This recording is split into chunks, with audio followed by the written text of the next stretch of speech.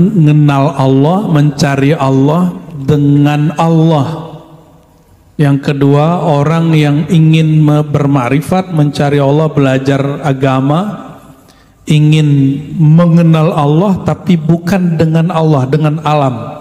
Gimana cara mengetahui Allah itu ada? Lihatlah alam, gitu kan? Kayaknya itu udah lumrah ya, benar? Apa bukti Allah ada? Ada alam, ada ciptaannya. Seandainya nggak ada ciptaan ini, Allah ada nggak? Tapi Waqiah itu surat memahami ma'rifat Allah yang maha memberi rezeki. Beda tipis? Beda tipis? Ma'rifat cara mengenal Allah yang maha memberi rezeki. Apa kata Allah di situ? Contoh, ini pohon, a antum tazra'unahu am nahnu zari'un. Apakah betul engkau yang menanamnya atau kami yang sebenarnya yang menanamnya? Kalimatnya zari'un, betul nggak? Aneh salah nggak? Kalau ada hafalan kita salah, tolong dibenerin, mumpung ada hafiz Quran. Kan beberapa ayat kadang-kadang kita kebalik ya. Sebenarnya ayat di surat mana, taruh di sebelah ya. A antum tazra'unahu am nahnu zari'un. Apakah engkau yang menumbuhkannya atau kami yang menumbuhkannya? Apakah engkau yang menanamnya atau sebenarnya kami yang menancapkan akarnya? Kita kan cuma naruh, yang kemudian akarnya tambah nancap ke dalam itu siapa?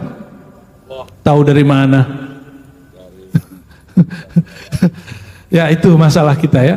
Maka pandanglah pohon alam itu bukan sebagai alam semata, pandang dia sebagai perbuatan. Mana mungkin Rasulullah hadir dalam sholawat? Insyaallah. Rajul mahjub, baik. Orang ini terhijab jauh dari Rasulullah SAW. Kata di tuan-tuan, puan-puan mengatakan Assalamualaikum ya Rasulullah. Rasulullah jawab. Bagi orang-orang yang sudah cinta, cinta itu ada di alam bawah sadar. Alam bawah sadar itu alamnya mimpi. Tapi jika orang cinta, dia akan melihat yang di alam mimpi, tapi dia dalam keadaan jaga. Saya apabila rindu putra saya yang baru wafat, saya menangis. Itu baru putra saya. Bagaimana jika rindu Rasulullah Sallallahu Alaihi Wasallam, rindu ayahanda rohani kita Rasulullah.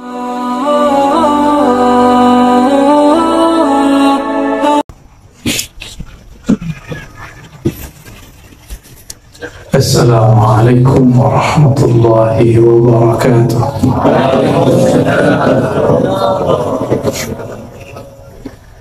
Alhamdulillahilladzi ja'alana min ummati sayyidina Muhammad sallallahu alaihi wasallam. Walhamdulillahilladzi razaqana al-dhikra was-salawat wal-Qur'an. Walhamdulillah ala kulli hal wa fi kulli hal. Asyhadu an la ilaha illallah, asyhadu anna Muhammadan abduhu wa rasuluh. Allahumma salli wa sallim wa barik ala sayyidina Muhammad wa ala alihi wa ashabihi wa li baitihi wa dhurriyyatihi jama'in. Allahumma akhrijna min zulumatil wahmi wal jahli ila al-ma'rifati wal ilmi. Amin ya rabbal alamin. Ilahana anta maqsuduna wa ridhaka matlubuna.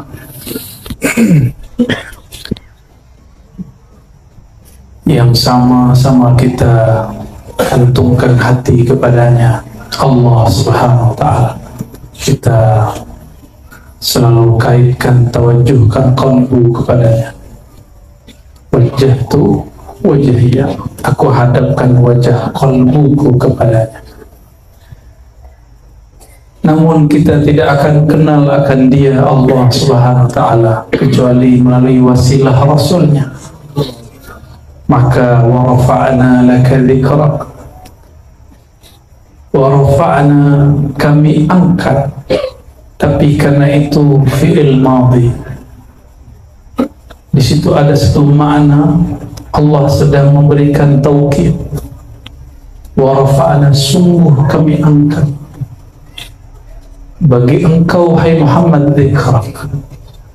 Apa kata Imam Al-Qadhi Iyad dalam kitab Asy-Syifa?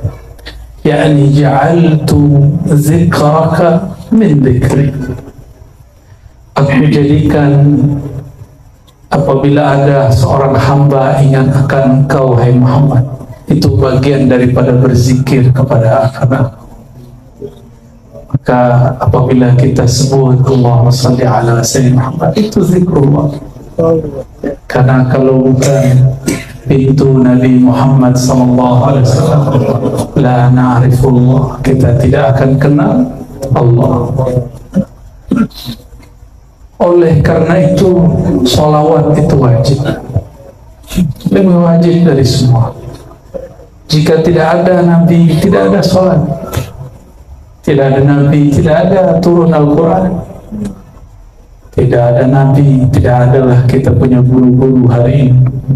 Tidak ada haji, tidak ada umrah, tidak ada tahfiz, tidak ada pondok pesantren, ya? Jazallahu anka ya Sayyidana ya Rasulullah. Dan mukjizat Rasulullah sampai hari ini ada dua. Yang pertama nasab, yang kedua sanad. Saya yakin yang hadir ini ada yang diberkahi dengan mukjizat nasab. Nasab Rasulullah, zuriat Nabi Muhammad sallallahu alaihi wasallam. Salam cinta dari saya. Ya. Saya pencinta habaib, pembela zuriat Rasulullah sallallahu alaihi wasallam, tapi dengan manhaj ahlus sunnah. Tidak hulu, tidak juga berlebihan, tidak juga boleh berkekurangan. Dan juga mukjizat yang kedua, sanad. Maka tuan-tuan guru yang di hadapan kita ini, mereka memegang sanad Rasulullah SAW. Dan syukur, lebih syukur jika ada yang pegang dua-duanya. Dia dapatlah nasab, dapat juga sanad. Ya, saya bukan zuriat Nabi Muhammad, tapi zuriat Nabi Adam. Allahumma salli ala sayyidina Muhammad. Yang sangat saya cintai, hormati, ta'zimi Syekhuna Dr. Abdul Jahid Sid Al-Khalidi Al-Naqsyabandi, mata'allah fi hayatih. Amin. Saya sudah lama menonton beliau di video, Menara apa? Channel, Alhamdulillah, ya. Dan juga sahabat saya Dr. Yusri. Ternyata kami seperguruan. Saya mengambil sanad juga kepada Syekh Kiai Taifur tahun lalu, tapi dia sudah bertahun-tahun lalu. Saya baru tahun lalu.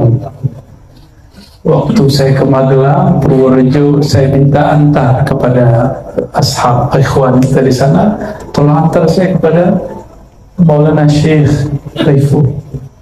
Alhamdulillah diantar. Kita ambil barakah sanadnya, silsilah dan ijazahnya. Jadi saya ini seperguruan beliau, cuma beliau lebih dulu, lebih tua, wajahnya pun lebih senior lah. Alhamdulillah. Begitu juga sahabat beliau, sahabat kita semua, guru kita semua, Syekh Abdurrahman bin Ja'far, semua anak Syabandi juga, ya. Mata Allah fi hayati, ya. Begitu juga Tuan Guru Haji Nazri, ya, beliau di pengamal Thariqah Ahmadi Idrisi. Kiai Taifur ini juga ijazahkan saya Thariqah Idrisi, ya. Bersambung dengan saudara. Tapi saya dari kecil mengamalkan Naqsyabandiyah dan Samaniyah, Khalidiyah, ya. Kalau di Indonesia kita menyebutnya Thariqah Mu'tabarah, maksudnya thariqah yang sahihah, bersambung sanad silsilahnya kepada para imam dan Rasulullah SAW. Begitu juga para habaib, para masyayikh, tuan-tuan guru yang tidak mungkin saya sebut satu persatu. Dulu di masa-masa azaliyah kita sudah pernah berkumpul merindukan Rasulullah SAW. Maka sekarang keluarlah kalimatnya, ayyuhal mushtaqun, wahai para perindu. Sebutlah namanya Sayyidina Muhammad SAW. Saya bertemu seorang wali Allah, dia bagilah satu ilmu. Razi, tahukah engkau kenapa ada habib, ada ulama tapi bukan habib? Saya ingin tahu, kenapa itu tuan? Kata beliau, ini wali mastur ya, wali tak mau dikenal juga. Al-masyhur bi barakatil mastur. Orang masyhur karena ada di backup oleh orang-orang yang mastur tersebut. Maka kita selalu kunjungi mereka, minta doa mereka. Kita tiadalah apa-apa kalau bukan doa keberkahan mereka. Apa kata dia? Dulu di masa azaliyah, azaliyah itu masa pramasa, masa sebelum ada alam ya. Belum ada alam, belum ada langit, belum ada bumi, yang ada hanya ruh. Semua ruh, semua arwah bertawaf kepada satu cahaya. Cahaya itulah yang disebut Nur Muhammad sallallahu alaihi wasallam. Semua arwah itu memandang, ada yang memandang dia jatuh cinta kepada sang cahaya. Jika dia dilahirkan jadilah Habib, zuriat Rasulullah SAW. Ada yang memandang dan bertanya, siapakah dia? Siapakah engkau? Karena orang ini bertanya, adalah jawaban, muncullah soal jawab, dapatlah ma'rifat, ilmu pengetahuan, lahirlah menjadi tuan-tuan guru ini. Wallahu a'lam bishawab hakikatnya, tapi itu yang saya terima dari salah seorang wali ya. Lalu ketika ruh ini ditiup ke dalam tubuh, dia lupa kepada Nabi Muhammad SAW. Lupa, ada yang ingat. Ada yang ingat tak dulu tawaf? Ada yang ingat? Ada, hatta saya tak ingat. Tapi apabila disebut namanya Sayyidina Muhammad, saya selalu nangis jika sebut Aba Ruhi. Assalamualaikum ya Aba Ruhi. Salam atas engkau wahai ayahanda rohaniku. Rindu itu terobati. Apabila kita jauh dari kampung, lalu kita teringat ayah, teringat ibu, nangis tak? Nangis. Apalagi kita ingat ayahanda rohani kita, Sayyidina Muhammad SAW, yang dipanggil dengan Abul Arwah, ayahanda roh. Kelompok sebelah tak tahulah masalah ini, tidak apa-apalah ya. Pecinta Rasulullah akan dicaci, dimaki sebagaimana Rasulullah dicaci, dimaki. Akan dianggap sesat sebagaimana Rasulullah dulu dianggap sesat. Akan dituduh gila, majnun, dituduh disihir, dihipnotis sebagaimana Rasulullah dituduh gila dan dihipnotis, disihir. Sama akan terjadi. Sebentar lagi mungkin Tuan Guru Dr. Yusri akan dituduh gila, gila zikir. Pastilah dituduh sesat. Ada satu soalan yang jadi yang sering dipermasalahkan para ustadz, para mufti dari dulu. Mana mungkin Rasulullah hadir dalam sholawat? Insyaallah. Rajul mahjub, baik, orang ini terhijab jauh dari Rasulullah SAW. Bagi dia Rasulullah jika mati habis, sama dengan manusia biasa. Alhamdulillah. Apa dia lupa? Dalam hadis sahih, jika dia belajar Sunan Abi Daud, kami alhamdulillah dulu khatam Sunan Abi Daud, Kutub Sittah, Sahih Bukhari, Sahih Muslim, Sunan Abu Daud. Di Sunan Abu Daud disebutkan apabila ada orang berselawat kepadaku, raddallahu alayya ruhi, Allah kembalikan ruhku, fa'arudda alaihi salam, aku akan balas salamnya. Maka tadi tuan-tuan, puan-puan mengatakan assalamualaikum ya Rasulullah. Rasulullah jawab. Bagi orang-orang yang sudah cinta, cinta itu ada di alam bawah sadar. Alam bawah sadar itu alamnya mimpi. Tapi jika orang cinta, dia akan melihat yang di alam mimpi, tapi dia dalam keadaan jaga. Itulah makna hadis yang sahih. Hadis sahih Bukhari, ada di Muslim, ada di sunan-sunan kitab-kitab besar. Man ra'ani fil manam fasayarani yaqazah. Siapa yang memandangku dalam keadaan mimpi, dia akan diberi kesanggupan memandangku dalam keadaan jaga. Maka yang ingkar terhadap ini, barangkali dia tidak pernah melihat Nabi dalam mimpi, maka kita tidak akan hina balik dia, walaupun dia hina kita. Adab Rasulullah tidak menghina orang jahil. Tinggalkan mereka, ya. Tidak usah balas, tidak usah berdebat, berjidal, ya, mengeraskan kolbu. Maka salah satu suluk yang saya amalkan adalah tarkul jidal, meninggalkan berdebat. Sama bahasanya berdebat, berbantah-bantahan. Wa in kunna haqqan wa in kunna minal muhiqqin. Meskipun kita orang yang benar, merasa benar, kita menghindari hal-hal seperti itu, ya. Jadi tidak usah debat. Ada orang aja debat, cukup katakan Allahumma shalli ala sayyidina Muhammad, selesai, ya. Maka beruntunglah para perindu Rasulullah SAW. Allah itu tidak dapat digambar, karena ia tiada di satu tempat. Laisa fi makan, la yahudul hawadis, tidak menempati apa saja. Dialah yang menciptakan apa saja. Man ayyana al-aina fala yuqulu lahu aina. Siapa yang menciptakan tempat, ruang, maka dia tidaklah bertempat. Tidak pantas orang menanyakan di mana Allah. Lalu bagaimana hadis Imam Muslim? Itu riwayat ahli hadis. Riwayat ini mesti dimaknai sesuai dengan kaidah yang ada di Quran.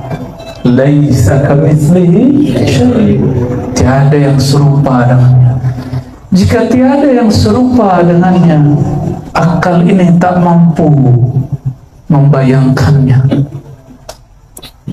Namun ada satu zat yang sudah bertemu dia, itulah zat Rasulullah SAW. Itulah Sayyidina Ahmad, itulah Rasuluna Muhammad. Maka bersalawat kepadanya, itulah satu-satu cara untuk usul kepada Allah Subhanahu wa ta'ala. Maka tiada tariqah sufi yang sahih kecuali dia bersalawat kepada Rasulullah SAW. Tanya guru-guru kita, mursyid kita, pasti ada salawat. Tidak ada salawat, zikir tidak diangkat. Karena warafa'na laka dzikrak, kami telah angkat, sungguh kami telah angkat sebutan engkau, nama engkau, hai Muhammad. Maka orang yang tidak mengangkat nama Nabi Muhammad di dalam kalbunya, Allah tidak angkat derajatnya. Maka yarfa'illahu alladhina amanu walladhina utul ilma darajat. Allah angkat derajat orang yang percaya kepada Allah. Satu, walladzina utul ilma an-nabiyyina Muhammad sallallahu alaihi wasallam. Orang yang diberi ilmu tentang Nabi. Orang kalau kenal Nabi, cinta kepada Nabi. Ada seorang syekh mengatakan, ikut Nabi, tidak ada cinta-cinta tabi'i, cinta zat, tidak ada. Cukup ikut Nabi. Bagaimana engkau akan ikut Nabi jika tidak cinta kepada Nabi? Maka berdebatlah ayah dari guru saya namanya Syekh Taufik bin Muhammad Sa'id Ramadan Al-Buti. Ayahnya namanya Muhammad Said Ramadan Al-Buti. Di dalam kitabnya Fiqhus Sirah, Ahsanul Kitab fi Kitab Sirah, kitab terbaik dalam bab sirah Nabi. Silakan sila dibaca, sudah ada terjemahannya dalam bahasa Indonesia dan Melayu. Beliau berdebat, mengkritisi seorang syekh namanya Albani. Syekh Albani ini mengatakan tidak boleh cinta tabi'i, cinta berindu-rindu, tidak ada. Yang ada cuma ittiba. Dia lupa, qul in kuntum tuhibbunallah, tuhibbun, katakan hai Muhammad, jika engkau katakan Muhammad kepada mereka, kepada kita, jika engkau cinta kepada Allah, maka fattabi'uni, ikutlah aku Rasulullah. Cinta Allah tidak? Maka untuk dapat cinta Allah harus cinta Sayyidina Rasulullah SAW. Jika tuan-tuan ini jatuh cinta, pikiran selalu teringat dia. Jika jauh, kita rindu menangis. Saya apabila rindu putra saya yang baru wafat, saya menangis. Itu baru putra saya. Bagaimana jika rindu Rasulullah Sallallahu Alaihi Wasallam? Rindu ayahanda rohani kita Rasulullah Sallallahu Alaihi Wasallam, tentu lebih rindu lagi, tentu lebih syahdu lagi, lebih indah lagi. Salatu wassalamu alaika ya Sayyidi ya Rasulullah. Salatu wassalamu alaika ya Aba Arwahina. Salam atas engkau wahai ayahanda ruh kami, wahai ayahanda ruh kami, wahai baginda Rasulullah SAW. Maafkan kami yang kurang cinta kepada engkau, maafkan kami yang kurang kenal kepada engkau, maafkan kami yang kurang adab kepada engkau dan zuriat engkau dan pewaris-pewaris engkau. Al-Fatihah.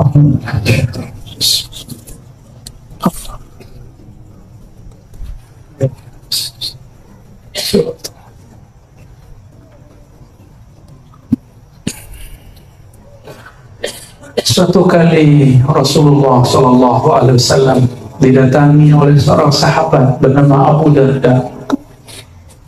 Apa kata Abu Darda dalam hadis Imam Darimi? Hadisnya hasan. Hasan itu bagus, yuhtajju kas-sahih, boleh dipakai seperti hadis sahih. Apa kata Abu Darda? Ya Rasulullah, kapankah engkau sadar engkau seorang Nabi? Apa jawaban baginda Rasulullah SAW? Dulu sedari aku masih kecil, masih muda belia, anak-anak, muda-muda kecil, tiba-tiba sedang bermain dengan anaknya ibu susuku. Siapa nama ibu susunya? Halimah. Halimah sesuai dengan namanya, Halimah, santun, lembut, akhlaknya sangat luar biasa. Anaknya Halimah bermain-main bersama baginda Rasulullah SAW yang masih kecil. Tiba-tiba ada dua makhluk bersayap, berjubah putih, berserban putih, turun dari langit. Turun. Baginda Rasulullah SAW Muhammad bin Abdullah masihlah kecil, tiba-tiba diambil oleh Sayyidina Jibril yang bersayap itu. Dan ada satu lagi, Sayyidina Mikail, diambil, dibelah dadanya. Melihat dibelah dadanya, saudara susunya lari mengejar ayah bundanya, tidak mengadu, ayah bunda, Muhammad, kuncilah Muhammad, Muhammad hendak dibunuh, saudaraku hendak dibunuh oleh orang bersayap. Akhirnya Ibunda Halimah dan suaminya bergegas, bersegera lari. Tapi Nabi Muhammad sudah kembali bermain. Dadanya dibelah cepat sekali karena yang mengoperasi, yang membedah adalah Sayyidina Jibril. Sayyidina Jibril bertubuh tanah atau bertubuh cahaya, disebut jismun nurani. Jismun, sedangkan kita ini jismun ardi atau turabi, tini. Ini jisim, benda yang tercipta dari tanah. Sedangkan malaikat jisim, benda yang tercipta dari cahaya. Maka dia belah dada Nabi secepat cahaya. Karena kecepatannya cahaya, dia tidak menyakiti tubuh fisik Rasulullah SAW. Baginda Rasulullah SAW ditanya oleh Ibunda Halimah, "Wahai Ananda, betulkah ada orang yang hendak bunuh kau?" Baginda jawab, "Tidak, tapi betul ada 2 orang bersayap putih-putih. Ambil aku lalu bedah dadaku, belah dadaku. Jantungku diambil, di jantungku ada 2 titik hitam. 2 titik hitam dibersihkan dengan air ma' Zamzam, lalu disucikan, dibersihkan dan diisikan dengan air iman dan air hikmah. Karena ini airnya malaikat.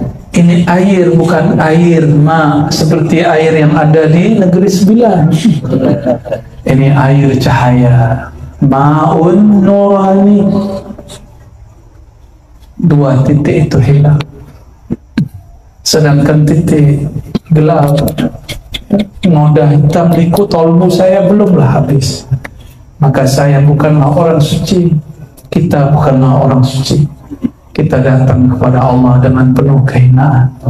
Kita bersalawat kepada Nabi dengan mengaku, "Ya Rasulullah, kami penuh dosa, kami penuh maksiat, kami penuh durhaka. Tolong terima kami jadi umat-Mu. Amin." Itulah baginda Rasulullah dibelah dadanya di awal kali pertama. Apa kata beliau? Itulah masa saya sadar, saya tahu, saya mengerti, saya seorang Nabi Allah. Saat itu Rasulullah berumur antara 5 tahun sampai 7 tahun. Allahu a'lam umur yang tepatnya. Apa artinya Rasulullah telah jadi Nabi sebelum 25 tahun? Tidak seperti di buku-buku ajar yang ada di madrasah, di sekolah.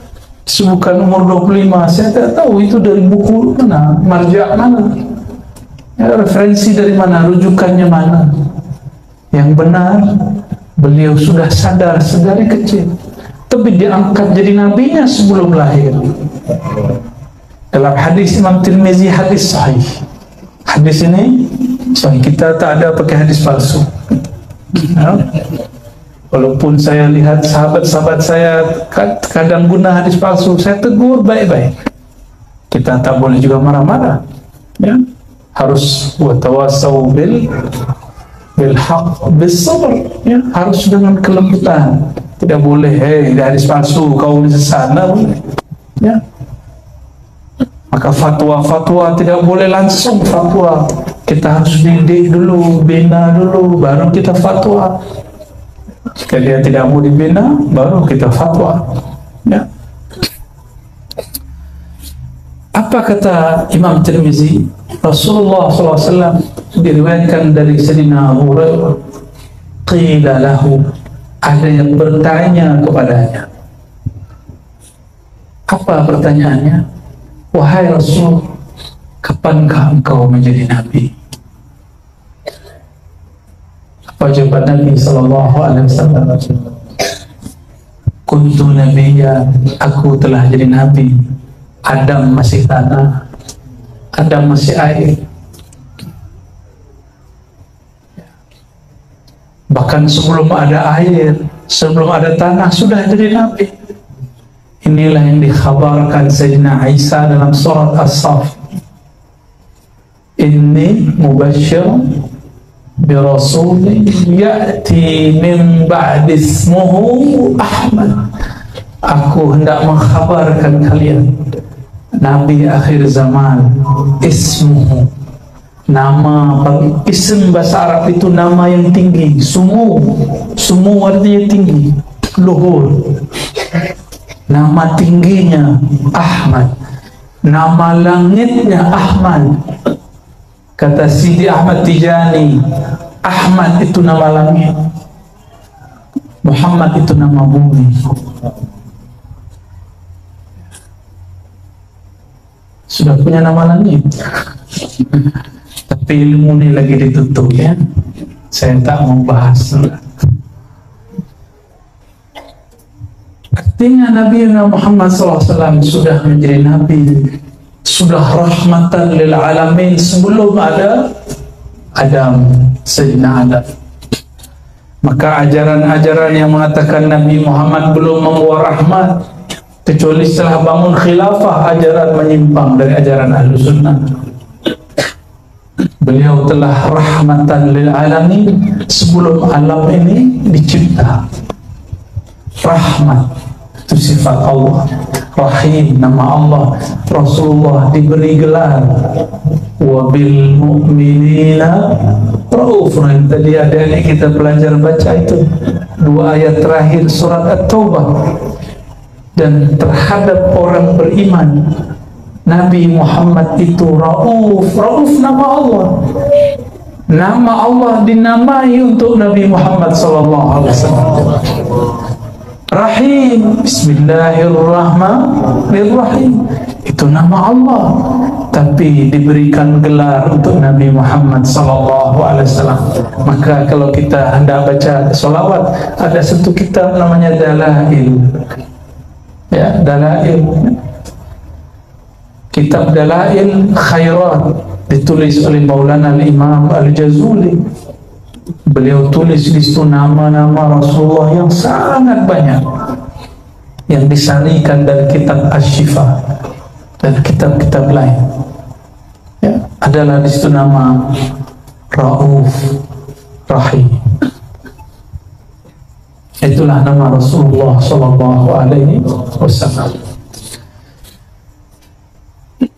Jadi kita di dunia ini untuk apa? Wa ma khalaqtul jinna wal insa illa liya'budun. Orang biasa terjemah, tapi terjemahannya tidak ada makna. Tidak aku ciptakan jin manusia supaya menyembah. Hampa, empty. You know, empty. Farid, ya? Fadhi. Tidak ada makna. Harus ada makna. Ini ayat-ayat mulia. Tidak akulah cipta manusia, jin manusia, kecuali dia untuk mengenal aku. Itulah tafsir Sayyidina Abdullah bin Abbas, tafsir sahabat, bukan tafsir Ar-Razi. Ya, bukan ajaran Ar-Razi, itu ajaran sahabat. Diulang tafsirnya oleh Imam Mujahid, Imam Sa'id bin Jubair, murid daripada beliau. Maka ini ilmunya para sahabat. Ilmunya para sahabat. Belakangan saya dengar ada beberapa dai-dai, ustaz-ustaz membid'ahkan ilmu tentang kajian Nur Muhammad. Ya Allah, dia tak baca kitabnya, berhenti jadi mufti. Serius, saya bicara serius, saya bicara keras ini. Ya walaupun lembut ya, berhenti.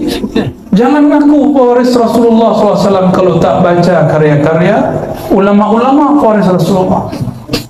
Cukuplah satu kitab muktamad, Asy-Syifa bi Ta'rif Huquqil Mustafa, karya Al-Hafiz Al-Qadhi Iyad. Apa kata beliau ketika sampai pada satu ayat surah An-Nur ayat 35, Allahu nurus samawati wal ard mathalu nurihi. Allah lah nur, cahaya langit dan bumi. Mathalun nurihi, perumpamaan nurnya, ay nur Muhammad sallallahu alaihi wasallam. Ini dikata oleh Sa'id bin Jubair, awsaqun nas riwayatan an Sayyidina Abdullah bin Abbas. Abdullah bin Abbas punya murid paling kuat hafalannya bernama Sa'id bin Jubair. Dan juga ada satu lagi Al-Kalbi. Ada Al-Ka'ab Al-Ahbar, bukan Al-Kalbi. Ka'ab Al-Ahbar, ya, orang Yahudi masuk Islam, mu'allaf di zaman sahabat Nabi. Sepakat mengatakan, mufakat mengatakan bahwa mathalu nurihi ay nur Muhammad. Jadi ini bukan perkataan ulama Melayu, ya, bukan cikgu tuan guru, bukan. Itu perkataan sahabat, perkataan tabi'in. Katanya ikut orang salaf, ya. Katanya manhaj kita manhaj salaf. Ayo kalau ikut salaf. Imam Sa'id bin Jubair, beliau bahas tentang Nur Muhammad sallallahu alaihi wasallam. Kitab ini mu'tamad, ya. Masyayikh kita di Makkah dulu, Syekh Yasin Al-Fadani, Abu Ya Sayyid Alawi, dan anaknya Abu Ya Sayyid Muhammad Alawi, Syekh Hasan Mas'ad, semuanya radhiyallahu ta'ala anhum. Beliau menganjurkan baca kitab ini, ya.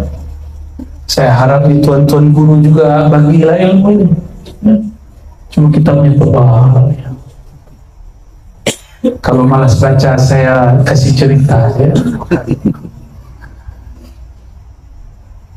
Maka orang-orang yang banyak ingkar, banyak jahilnya. Man kathura inkaruhu ishtadda jahluhu. Ciri-ciri orang yang sangat jahil, banyak ingkar. Dahlah, jika tak faham, uskut, diam, ya. Jangan banyak bicara, karena setiap kalam ada hisabnya, ada hisabnya. Dan malu kepada baginda Rasulullah sallallahu alaihi wasallam. Itulah kenapa ruh kita ini jika disebut nama baginda Rasulullah dengan cara yang benar pasti merinduinya. Dan dulu saya waktu remaja pemuda, ya, saya dengar ada Raihan ngaji apa, selawat, apa itu, rindu Rasul, ya Rasulullah, itu saya lupa lah, ya. Dari Malaysia, kita tahunya Malaysia dulu nasyid, ya. Ya. Syukran lakum. Tapi ternyata pondok pesantren ini satu-satunya, kalau kita banyak di Indonesia, sangat banyak pondok pesantren. Saya berdoa semoga ini tambah banyak. Amin. Semoga ini menjadi silaturahim di sisi Allah Subhanahu wa Ta'ala. Ya. Khalas dia dah.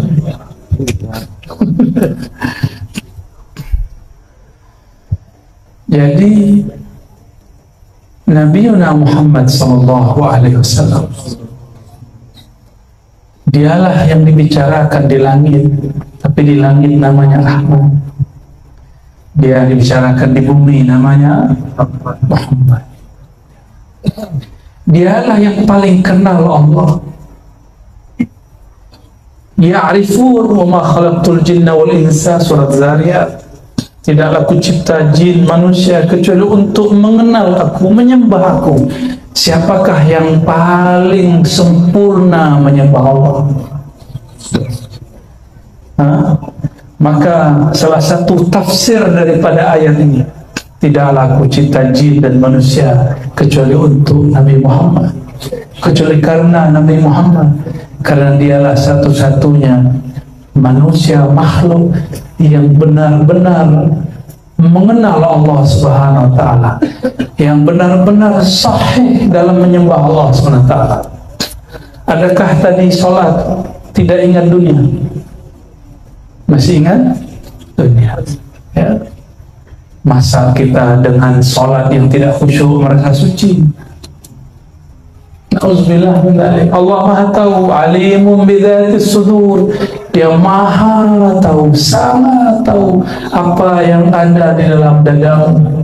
Maka tidak usah merasa suci, tidak usah merasa ahli zikir, tidak usah merasa lebih tinggi makomnya daripada orang lain.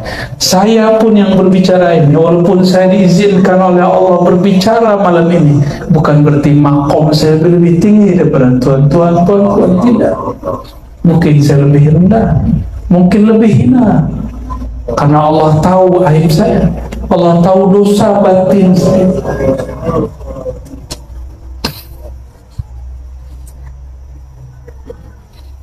Namun insya Allah itu dapat ditutup dengan salawat.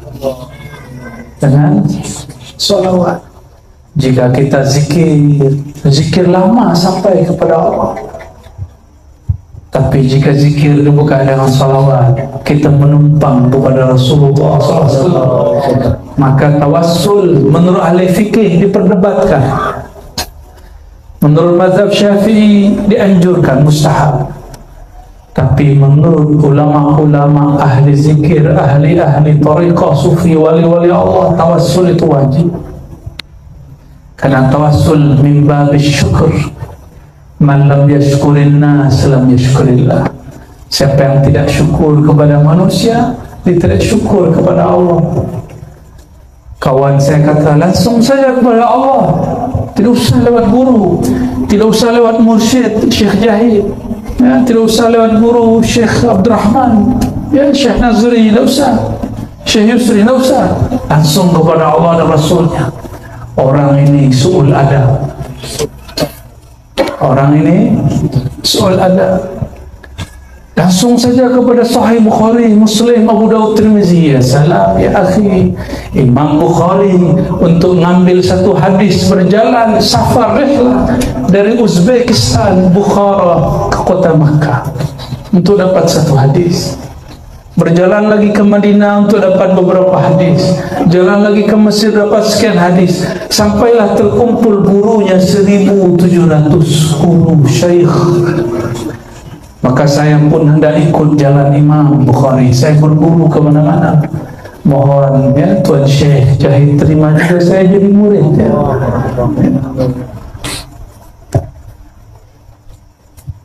Kita hendak berguru ke siapa saja. Bahkan Imam Sya'rani mengatakan, hatta saya berguru kepada kalbun. Ta'rif? Tahu kalbun? Bukan qalbun, kalbun. Anjing. Anjing itu jika makan kenyang dia tinggal makanannya. Kita kalau sudah kerja, sudah kenyang, dompet sudah berisi, saku sudah penuh, ya, tabungan, kartu di bank sudah ada, kita mau tambah lagi, timbun lagi, timpan lagi. Kita kalah zuhud dengan kalbun, malu kita pada kalbun. Alasannya banyaklah, masa depan, ya, future. Kita malu kepada ular. Ular itu tidak pernah dapat membawa makanan. Kita benci ular, tapi ular tidak pernah benci kita. Ular sampai makan, dia tidak pikir dia tidur, dia tawakal. Kita kalah dengan burung-burung.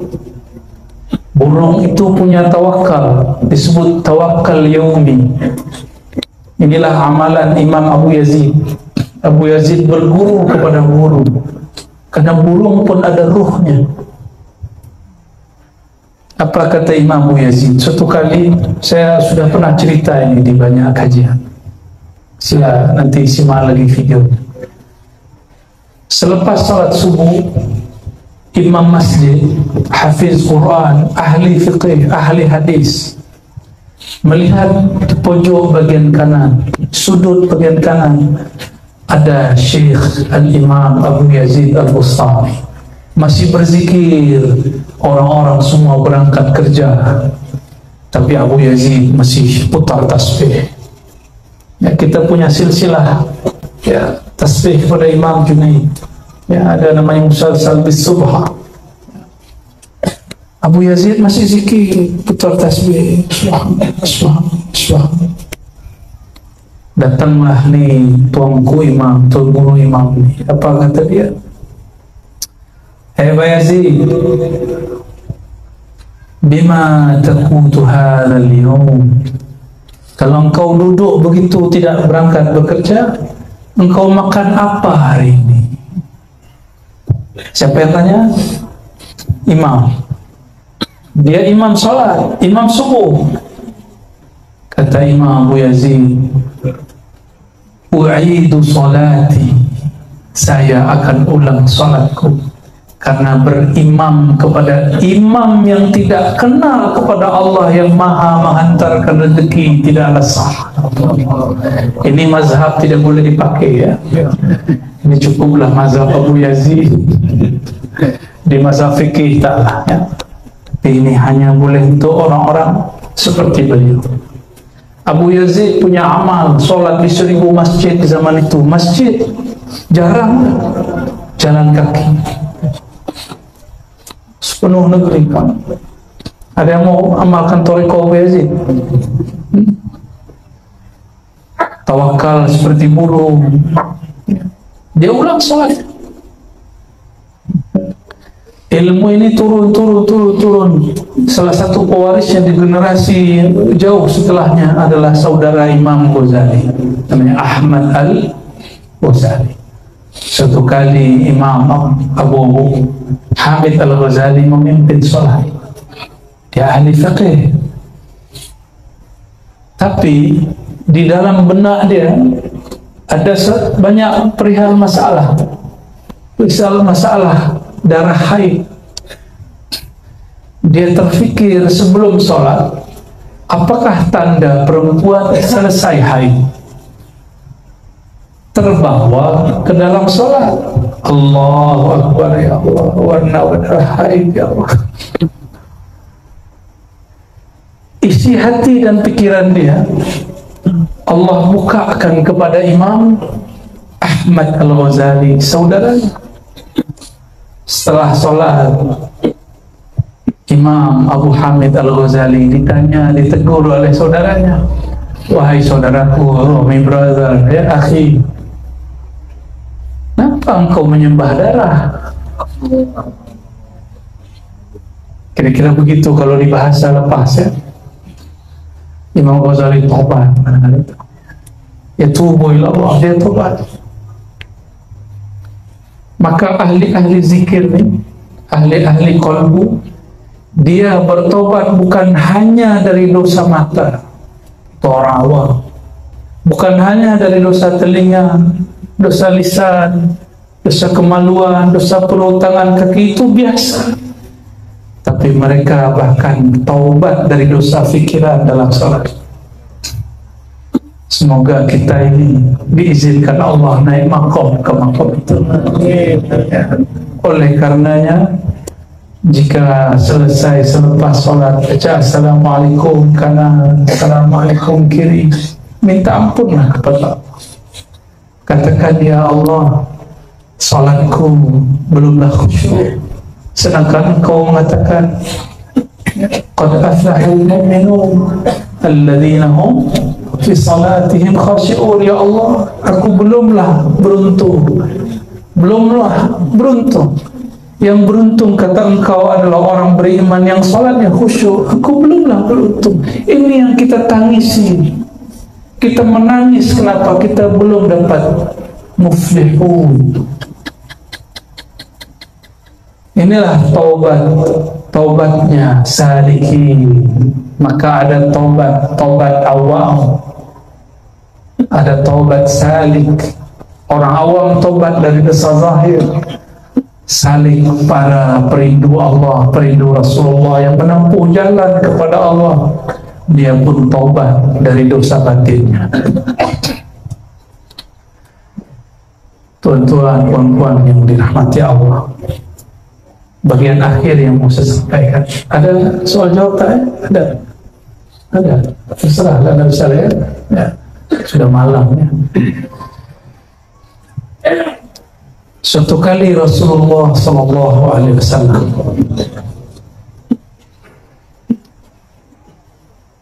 mengatakan,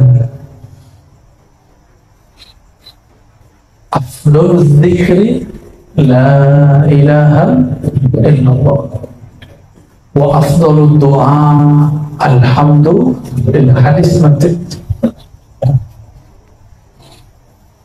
Zikir yang paling nikmat itu adalah la ilaha illallah. Maukah dia jahar, dikeraskan ataupun dilembutkan khafi. Tapi kawan saya ada satu orang, dua orang, ketika Dr. Yusri lagi pimpin zikir di hatinya, Allah kenapa diteriak-teriakkan? Allah maha mendengar, kenapa suara keras-keras? Orang sudah menikmati zikir, dia masih bertanya di hatinya. Ya. Dia lisannya baca la ilaha illallah, tapi qalbunya melayang-layang, qalbunya berpencar, qalbunya lari sana sini.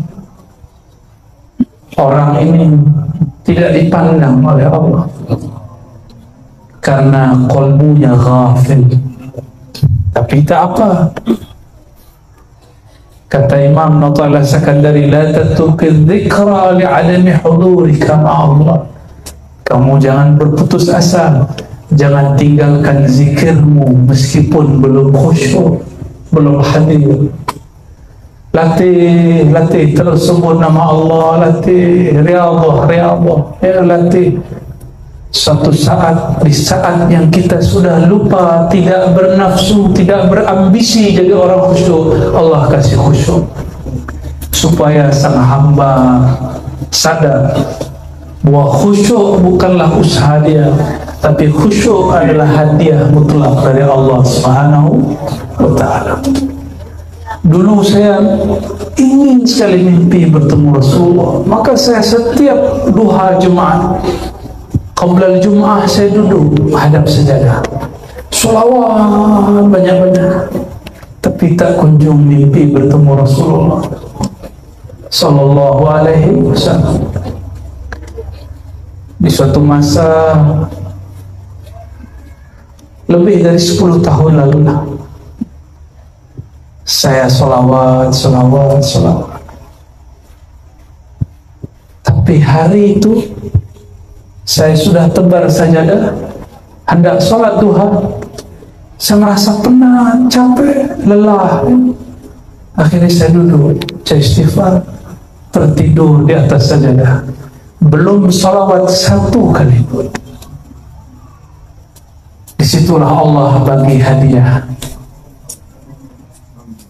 berkunjung kepada rohani Rasulullah SAW. Adalah kalam-kalam asrar yang tak boleh saya bagi di sini, itu rahasia saja. Lalu saya bangun, sudah setengah 12, jam 12 Jumat. Tapi lama saya duduk menangis. Lama saya kemudian berpikir, ya Allah, ampun ya Allah, saya dulu mengira jika engkau banyak sholawat Ar-Razi, engkau akan bertemu Rasulullah. Ternyata tidak. Justru sebaliknya, di saat saya lupa, lalai, tertidur, penat, Allah bagi hadiah. Dapatlah satu ibarat dalam kitab Hikam, Allah bagi rahasia natijah itu, zauq itu, di waktu yang dia mau, bukan di waktu yang kau mau. Karena dia tidak boleh dipaksa. Ya, kita bersyukur, maka sholawat saja. Apabila sudah lupa dengan ambisi mau bertemu Rasulullah, jangan bernafsu bermimpi ketemu Rasulullah. Nanti kita akan dipertemukan dengan rohani Rasulullah SAW. Hijab kita dengan Rasulullah adalah nafsu. Tapi nafsu ini baik, disebut dengan hijabun nur, hijab cahaya. Ingin jadi wali. Ada juga kawan saya ingin jadi mursyid, lagi zikir, ya Allah jadi mursyid, ya Allah jadi mursyid. Ya, ini guru-guru kita paham lah, itu ada murid-murid begitu ya. Saya pun dulu waktu masih muda belia begitu, ya Allah ini jadi mursyid. Tapi di saat saya lupa pengen jadi mursyid, diangkat oleh guru. Di saat kita rindu Rasulullah, tiada lagi 3 hari 3 malam memandang apa saja yang terpandang wajah Rasulullah SAW. Seakan-akan ya, bukan hakiki. Hanya Allah yang tahu hakikatnya. Sudah lupa itu. Sudah tidak ada minat, tidak ada lagi nafsu ingin jadi mursyid. Baru dibagi ijazah dulu. Maka tuan-tuan, perempuan, afdhalul dzikri la ilaha illallah, zikir paling iman la ilaha illallah. Dan yang paling mengerti la ilaha illallah siapa? Maka ulama hidupkan majelis selawat. Hidupkan. Boleh pakai ghaibis sarair, di dalam kegaiban rahasia-rahasia batin kita. Jadi di dalam diri kita, Bang Dik, itu ada namanya sir. Sir ini rahasia, tidak tampak oleh mata, tidak terdengar oleh telinga, maka disebut gaib. Jadi alam gaib itu nggak usah jauh-jauh, diri kita ini ada yang gaib. Yang tersimpan, yang tidak tampak di dalam diri. Bang Dik kalau kesel misalnya, saya nggak sampai roasting kan Bang Dik, kita cuma nyenggol-nyenggol aja kan. Itu kesel, nggak bisa saya baca kolbunya, tapi yang bisa saya baca adalah zahara fi syahadatiz zawahir, yang tampak, yang menonjol, yang terlihat dari persaksian zahir. Apa yang zahir? Kata-kata, raut muka, gimik wajah, gestur tubuh. Itu menerjemahkan isi kolbu, menerjemahkan isi kolbu. Maka dulu di zaman Nabi SAW, orang berjenggot itu dilarang jenggotnya untuk bukan, dia kayak ibu-ibu biasanya kan di belakang tuh dikepang ya, karena itu cuma dilakukan oleh orang-orang sombong, kecuali lagi perang tuh boleh, oleh ahli fikih dibolehkan supaya kelihatan gagah. Tapi hari-hari nggak boleh, hari-hari nggak boleh. Gestur itu penting sekali. Kenapa? Penampilanmu terjemahan isi batinmu. Itu kalau diterjemahin bebas ya. Jadi bukan masalah ini bajunya bagus, bedaknya tebal, bukan.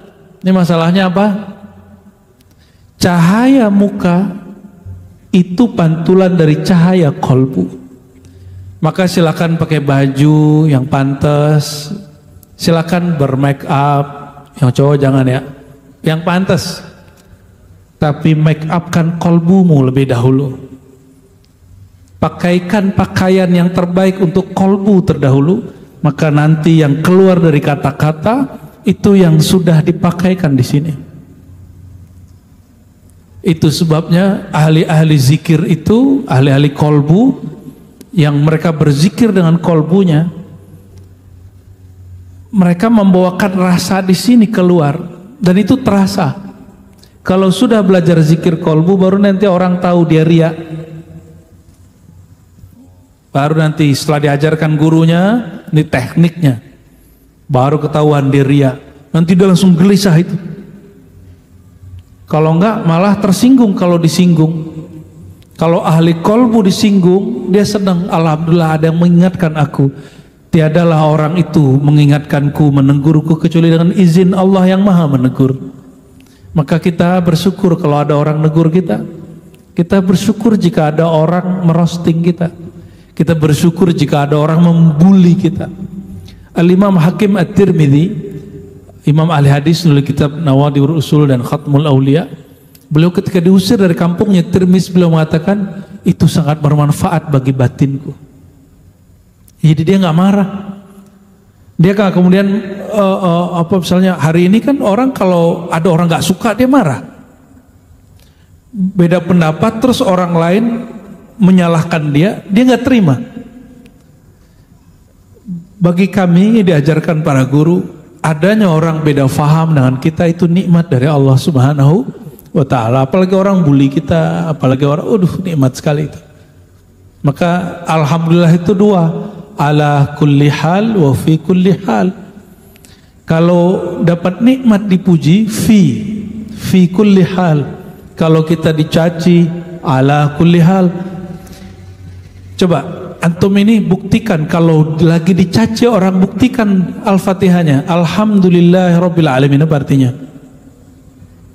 Yang terpuji hanya Allah, itu terjemahan bebasnya. Yang terpuji hanya, maka ma siwallah, selain Allah, la yuhmad, tidak terpuji. Kita ini Allah atau selain Allah? Kita ini selain Allah, maka kita tidak layak terpuji dan dipuji. Jika kita dicaci, itulah yang pantas untuk diri ini. Ya, jadi jangan marah kalau ada orang beda faham, ada orang nggak senang sama kajian kitab kita, nggak senang sama zikir kita, tarekat kita. Alhamdulillah, siapa tahu itu jadi koreksi untuk diri kita sendiri. Ya, insya Allah. Nah, begitu kalau belajar hikam, Bang. Jadi orang marah, orang cari kesalahan kita, justru itu cara Allah negur kita baik-baik. Ya, semoga Allah membimbing kita untuk bisa memandang itu setiap saat. Ya, maka teman-temanku, saudara-saudariku, jangan lagi bertengkar dalam isu apapun di sosial media. Sepakat? Punya YouTube, bukan YouTube antum ya, Instagram, TikTok, apalagi Twitter, Facebook, punya semua. Benar-benar torikotnya sudah ganti semua. Wajar ya. Oke, silakan punya. Sekarang zohirnya seseorang, zohir itu artinya sesuatu yang tampak dari dia, itu syahadahnya, persaksiannya dari sosial media. Kita nggak usah sok soleh, tapi tunjukkan kalau kita emang soleh di hadapan Allah.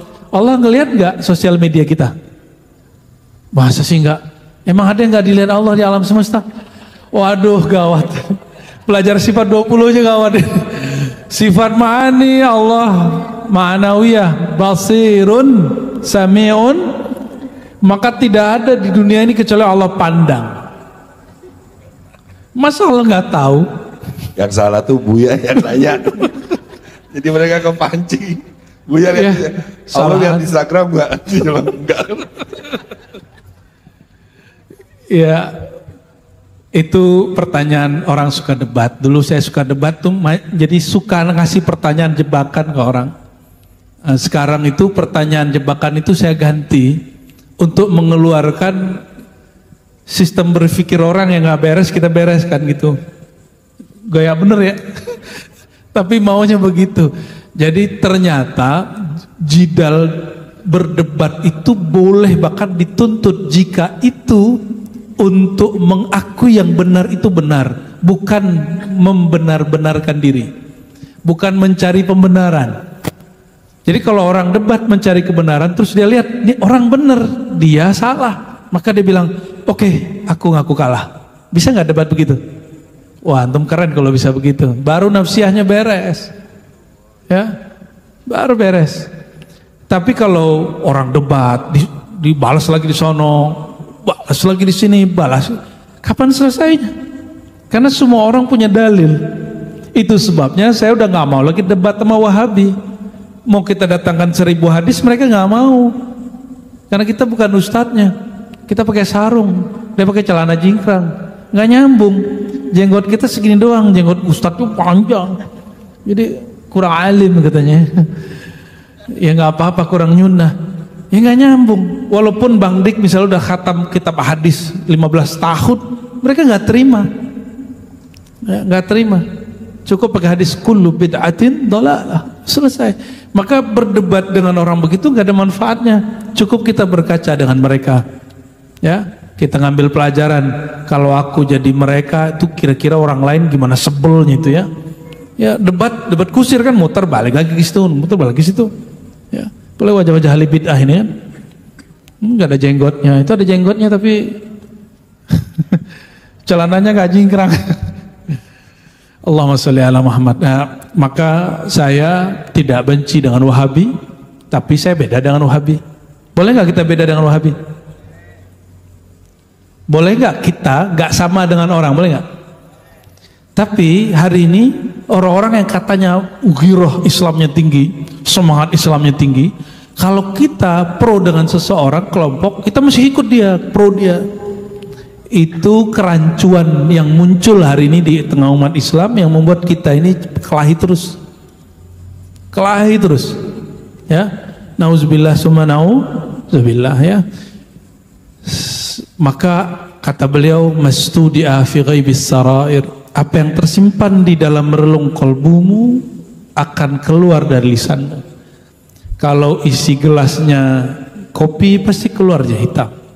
Kalau isinya air mineral pasti keluarnya bening. Kalau di dalamnya sampah dituang keluarnya sampah. Coba cek kalau lagi marah di jalan ada orang nyalip kita, keluarnya apa? Kebun binatang atau toilet? Lagi disalip nih. Ego kita kan kena. Ego disalip. Siapa lo? Kalbun gitu ya. Biar soleh dikit pakai bahasa Arab.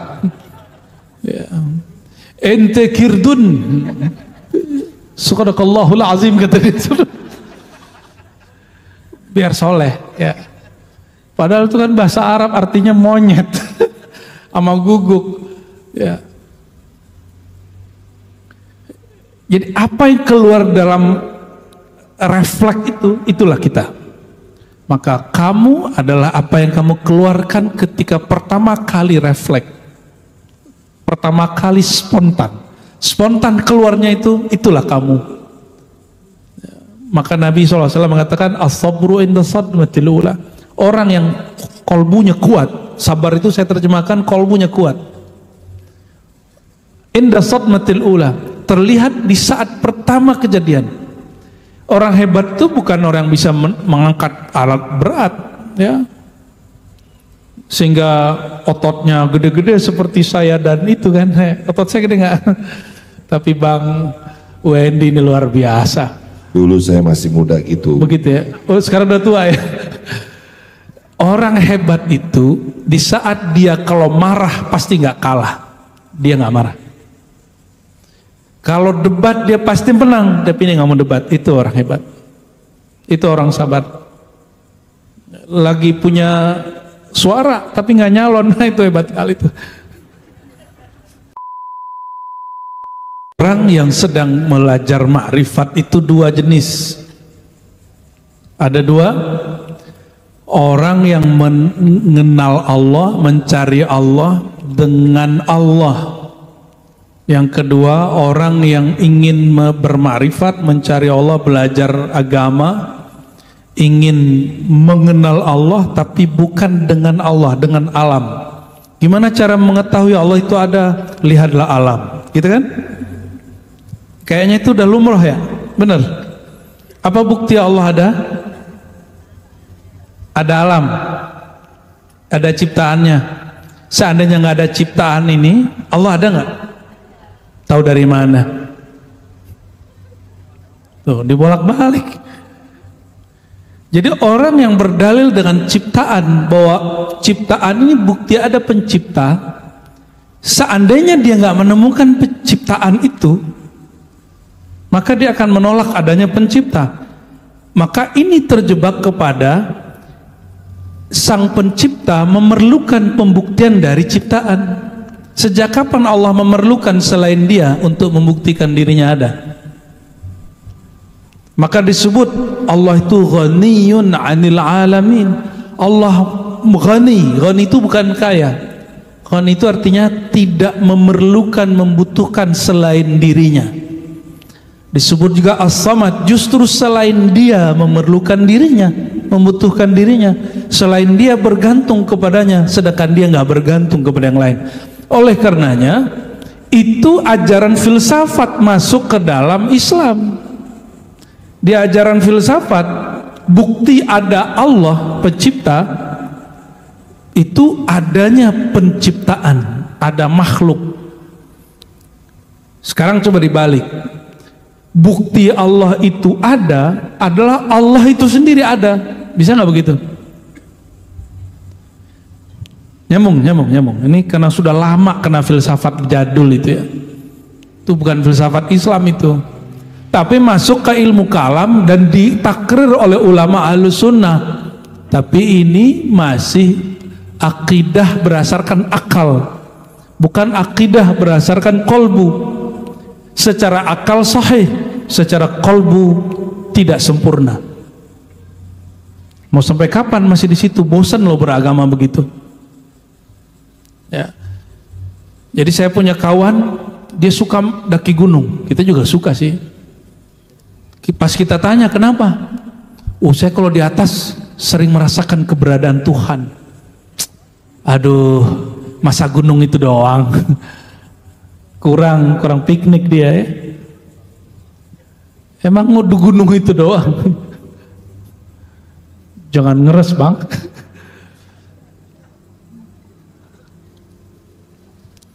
Kita sering sholat khusyuk itu kalau lagi ada masalah, bener?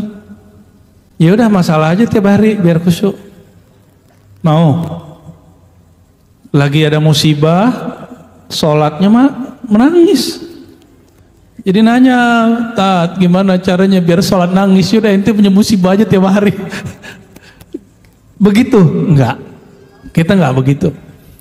Maka saudara-saudariku, mengenal Allah itu enggak perlu dengan selain Allah. Maka akidah Ahlus Sunnah, mengenal Allah itu bukan dengan alam. Mengenal Allah itu dengan sifatnya dan namanya dan af'alnya. Coba buka kitab-kitab akidah. Kitab Imam Sanusi, Imam Bajuri, bukan Bajai Bajuri, itu nama imam tuh. Mungkin dulu bapaknya ngaji kitab Bajuri, anaknya dikasih nama Bajuri, tapi bukan jadi ulama. Ya lumayan lah dapat berkah cinta ulama. Ya. Imam-imam itu merumuskan apa itu ilmu akidah? Ilmu akidah itu ilmu ma'rifatullah, mengenal Allah berdasarkan sifat-sifatnya, nama-namanya, af'alnya. Itu ilmu yang diajarkan ulama Ahlus Sunnah. Tapi kok penjelasannya balik lagi ke filsafat. Jadi mengenal Allah itu bukan dengan selain dirinya. Kenallah Allah dengan dirinya.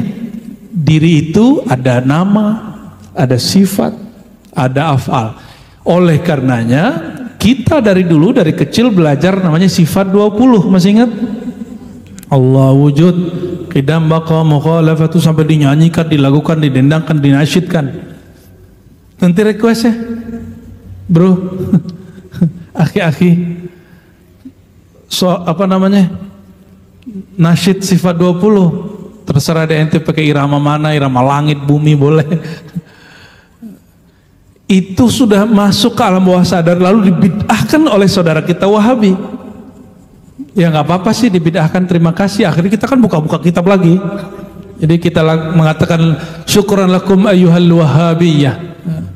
Terima kasih wahai Wahabi, Salafi. Berkah kalian kami baca kitabnya lebih serius. Jadi kita nggak marah sebenarnya sama Salafi, bersyukur kita. Kalau ngeliat Salafi itu saya bersyukur. Ngeliat jenggotnya kita mengambilkan jenggot kita. Insyaallah. Bapak Ibu, saudara-saudariku, mengenal Allah dengan nama, sifat, af'al, perbuatannya itu lebih cepat daripada mengenal Allah melalui selain Allah. Alam itu bukan Allah. Al-alam kullu ma siwallah. Begitu di dalam ilmu akidah, dalam kitab Usuluddin Imam Abdul Qahir beliau mengatakan al-alam kullu ma siwallah. Alam itu selain Allah disebut alam. Nama Allah alam bukan, sifat Allah alam bukan, zat Allah alam bukan. Maka kenallah Allah dengan namanya, karena namanya tidak jauh dari yang punya nama. Al-ismuhu ainul musamma. Nama itu dia nyatu dengan yang punya nama. Oleh karenanya kalau di dalam ilmu tasawuf berzikir menyebut nama Allah itu salah satu jalan cepat pintas merasakan Allah itu ada. Nggak perlu pakai dalil. Dalil Allah itu ada bukan selain Allah, tapi namanya, sebut namanya di kolbu bergetar. Maka Bang Dik udah ngerasain hidupnya kolbu, mata tertidur, ngorok, tapi kolbunya hidup berkah nama Allah, Allah, Allah begitu. Yang sudah ikut suluk kemarin Ramadan, siapa yang ikut suluk kemarin? Ada berapa orang? Ya belum banyak ya. Yang merasakan suluk pasti pernah merasakan sekali atau 2 kali tertidur kata teman, tapi kita merasanya tidak tidur. Apalagi kalau suluknya 10 hari, 40 hari. Bang Dik tuh nggak suluk, cuma bentar doang ngalaminnya. Alhamdulillahirabbil alamin. Lalu beliau mengatakan begini, sejak kapan Allah itu menghilang sehingga engkau perlu mencari-carinya? Sejak kapan Allah itu menjauh sehingga engkau perlu mendekatinya? Sejak kapan Allah itu tiada, lari, kabur sehingga engkau perlu kemudian menjemput kema'rifatannya? Jadi nggak perlu cari Allah, Allah dekat. Ya, tidak perlu cari-cari Tuhan, Tuhan Maha ada. Kita yang kadang-kadang tiada. Famata ghaba hatta yustadallu alaih. Kapan dia tiada sehingga perlu dibuktikan dirinya ada? Kapan? Wa mata ba'uda hatta takunal athar allati tusilu ilaik. Sejak kapan Allah menjauh sehingga amalmu, alam semesta engkau jadikan cala, alat, media untuk mendekatkan diri kepadanya? Oleh karenanya jangan lagi berpikir Allah jauh, Allah itu dekat. Jangan lagi berpikir Allah itu gaib. Allah itu tidak menyebut dirinya gaib. Allah menyebut dirinya zahir dan batin. Kalau gaib itu akhirat. Yu'minuna bil ghaib itu bukan Allah. Surat apa? Al-Baqarah.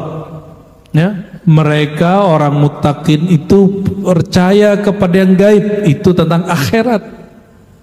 Allah tidak pernah gaib. Allah itu hanya batin dan zahir. Jadi yang gaib makhluk. Kalau Allah tidak pernah gaib. Allah itu zahir batin. Dia zahir dalam batinnya, batin dalam zahirnya. Selamat sakit kepala. Apa maksudnya? Apa maksudnya itu? Bukti Allah itu nyata bukan alam ini, tapi alam ini adalah buah dari perbuatan Allah. Maka bukti Allah ada bukan alam ini, tapi perbuatan Allah pada alam ini. Tipis nggak? Tipis? Bukan alam ini penanda Allah ada, tapi perbuatan Allah pada alam sehingga membuat alam ini ada. Jangan dibalik. Jangan buktikan Allah dengan adanya alam, tapi untuk percaya alam ini ada, kita percaya bahwa ada Allah yang berintervensinya. Maka alam itu dipandang sebagai perbuatan Allah. Menyaksikan alam sebagai perbuatan Allah itu namanya persaksian bahwa perbuatannya zahir. Bang Dik, mohon maaf, ini pohon gede-gede Bang Dik yang nanam? Ini pertanyaannya serius nih Bang Dik, bukan main-main nih, bukan dunia ini. Berarti Buya salah bertanya seorang. Loh, aneh salah bertanya ya? Saya orangnya nggak bisa serius Buya. Oh gitu, ya udah aneh main-main deh. Ini Bang Dik yang nanam. Kemarin nggak ada Buya nih pohonnya. Kemarin bohong. Ini saya mengambil kemuliaan dari Allah karena gunung pun banyak pohon tanpa disiram juga tumbuh Buya. Jadi saya pindahin, saya kurung ini dengan izin Allah agar bekal nanti kita terkurung dalam keteduhan gitu. Berarti Bang Dik cuma mindahin yang numbuhin Allah. Dulu kecil? Kecil ya. Itu nariknya biar gede gimana? Ditarik-tarik gitu? Atau diurut-urut? Pakai minyak tanah gitu. Buya. Ya dia gede Buya, udah banyak yang pecah-pecah Buya. Iya, makanya dalam surah Al-Waqiah. Jadi Waqiah itu bukan surat pelancar rezeki. Tapi Waqiah itu surat memahami ma'rifat Allah yang maha memberi rezeki. Beda tipis? Beda tipis? Ma'rifat cara mengenal Allah yang maha memberi rezeki. Apa kata Allah di situ contoh? Ini pohon antum tazra'unahu am nahnu zari'un. Apakah betul engkau yang menanamnya atau kami yang sebenarnya yang menanamnya? Kalimatnya zari'un, betul nggak? Aneh salah nggak? Kalau ada hafalan kita salah tolong dibenerin mumpung ada hafiz Quran. Kan beberapa ayat kadang-kadang kita kebalik ya. Sebenarnya ayat di surat mana taruh di mana ya? Antum tazra'unahu am nahnu zari'un. Apakah engkau yang menumbuhkannya atau kami yang menumbuhkannya? Apakah engkau yang menanamnya atau sebenarnya kami yang menancapkan akarnya? Kita kan cuma naruh, yang kemudian akarnya tambah nancap ke dalam itu siapa? Tahu dari mana? Ya itu masalah kita ya. Maka pandanglah pohon alam itu bukan sebagai alam semata, pandang dia sebagai perbuatan Allah. Oke, sekarang itu alam ya. Gak usah jauh-jauh, sekarang ke tubuh kita, ke pasangan. Pandanglah pasangan itu, diri ini bagian dari pancaran nama dan sifat Allah. Nanti cari nama dan sifat Allah yang cocok dengan kondisi kita. Ini dia lagi yang mana nih? Ya. Maka memandang mereka bukan sebagai perempuan laki-laki yang membersamai hidup sebatas syahwat, nafkah, beranak, pinak, tidur ngorok, lapar. Apalagi Bang Dik? Begitu ngiler, ngorok. Dan bukan itu. Pandang mereka sebagai pancaran nama dan sifat Allah. Baru nanti ketemu. Ya, mau lanjut rumah tangganya, mau pisah, itu terserah nanti. Yang penting dia memandang ada nama Allah, ada sifat Allah memancar pada mereka. Maka ahlullah, kekasih-kekasih Allah itu jika mengatakan aku bersaksi, aku menyaksikan Allah, itu benar-benar dia menyaksikan, Bang Dik. Benar-benar dia menyaksikan nama sifatnya, menyaksikan perbuatannya. Tadi yang katanya kemarin belum dibayar, tahu-tahu tadi lunas, itu kan perbuatan Allah. Bang Dik yang bayar atau sebenarnya Allah yang bayar itu? Allah yang bayar.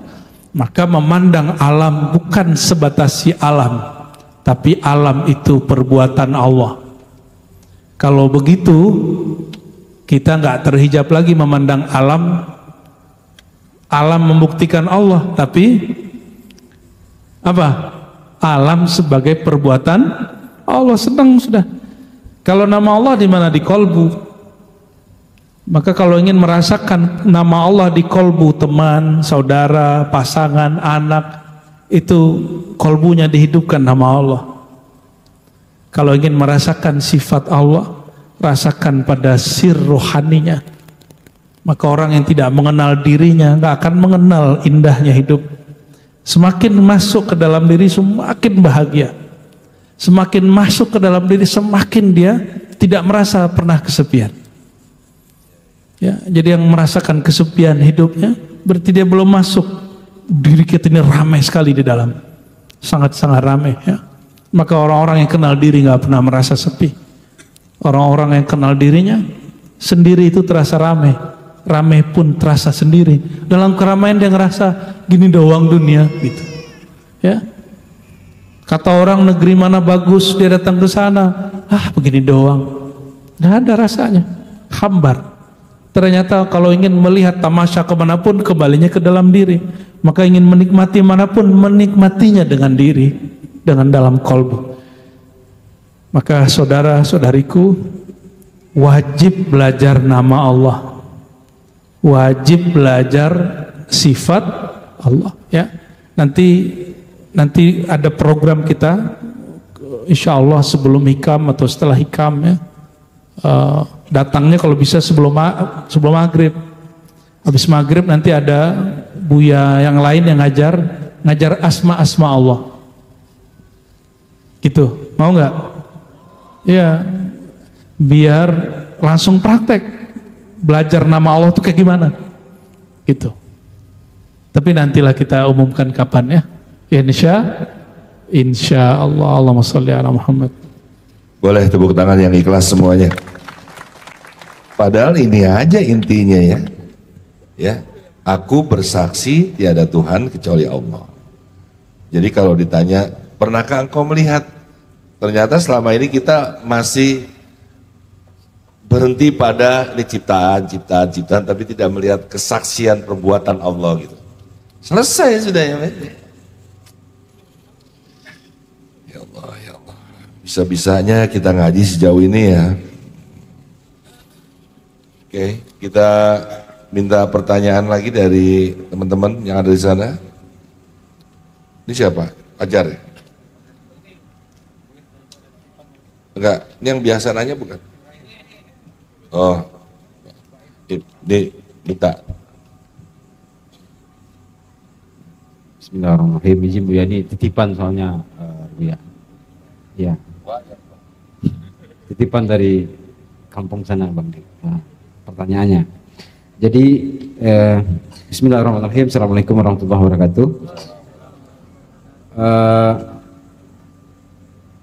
Pertanyaan ini dititipkan kepada kami oleh saudara kita yang di kampung halaman sana terkait dengan musibah mulai dari erupsi Gunung Merapi 3 Desember tahun yang lalu, dan itu berkepanjangan sampai saat ini, ditambah lagi dengan banjir bandang kemarin. Nah, ini ada pertanyaannya, dan saya agak tergelitik juga tadi dengan hikmah yang ke-24 tadi. Pertanyaannya begini Bu ya, bagaimana cara menyikapi terjadinya sebuah bencana itu? Apakah disikapi sebagai musibah, sebagai teguran, atau sebagai azab, atau itu hanya sekedar sifat jaiznya Allah saja? Ini bahasa saya nih, meminjam istilah gue, yaitu suka-sukanya Allah gitu. Ini yang terakhir nih Mas. Pertanyaannya, bagaimana menyikapi bencana itu? Ditambah lagi beberapa hari yang lalu cukup viral juga, mungkin Bapak Ibu jamaah pernah lihat, ada yang kesurupan di sebuah tempat, itu suruh tutup hotel, kafe dan seterusnya. Jadi disuruh taubat jamaah gitu. Jadi dianggap itu sebagai azab barangkali oleh orang yang ada di sana. Jadi bagaimana menyikapi ini? Terima kasih Uya. Assalamualaikum warahmatullahi wabarakatuh. Oh, berarti intinya ini pertanyaan buat orang di kampung kami juga, Sumatera Barat. Ya, mohon doanya jamaah.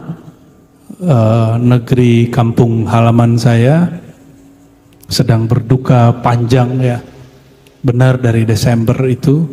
Makanya saya kalau pulang jarang lewat Kota Padang, selalu lewat Pekanbaru.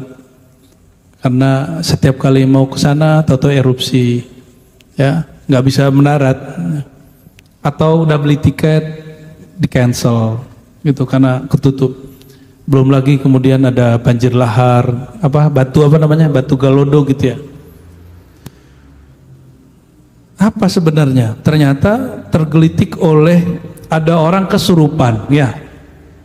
Ada orang kesurupan terus ngomong tutup kafe-kafe gitu ya, tutup tempat hiburan, hotel.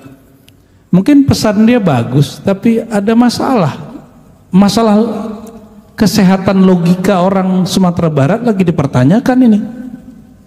Sejak kapan orang yang katanya adat bersandi syarak bersandi kesurupan, apa bersandi kitab Allah? Sejak kapan akal sehat kita bergantung dengan orang kesurupan? Orang kesurupan tuh nggak ada akalnya. Adat bersandi syarak. Ini perhatikan, syariat itu liman aqlalah, bagi orang yang punya akal. Yang nggak punya akal nggak perlu bersyariat. Berarti dia bukan manusia. Atau kalau manusia dia gila atau safi, orang yang blow on gitu. Sejak kapan yang orang Padang yang katanya adat bersandikan syarak, sedangkan syarak itu bersandi kitabullah mesti pakai akal, itu takut dengan kata-kata orang kesurupan?